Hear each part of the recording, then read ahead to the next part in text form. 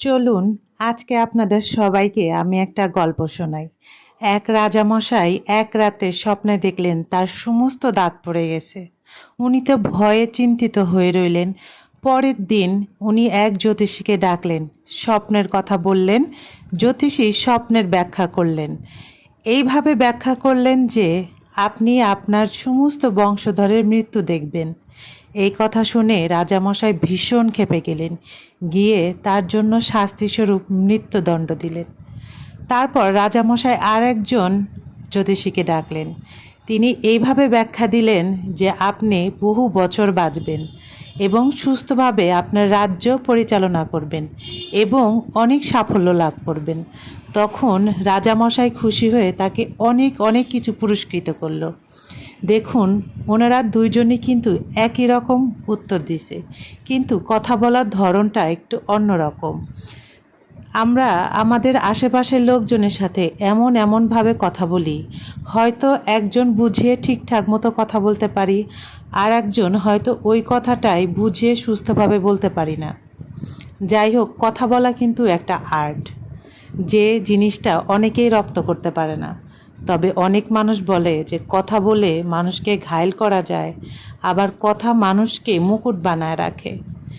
যাই হোক, রান্নাটাও কিন্তু একটা আর্ট।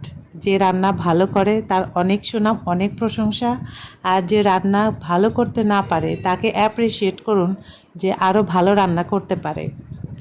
আজকে গল্পটা মনে হলো যে বলি। অনেক দিন আগে এরকম একটা গল্প শুনছিলাম যে কথা মানুষকে কোথায় থেকে কোথায় নিয়ে যায়। আসলে আমরা যখন একটা কথা বলি, সেই কথা বলার আগে একটু ভেবে বলা উচিত যে কথাটার মানে কি।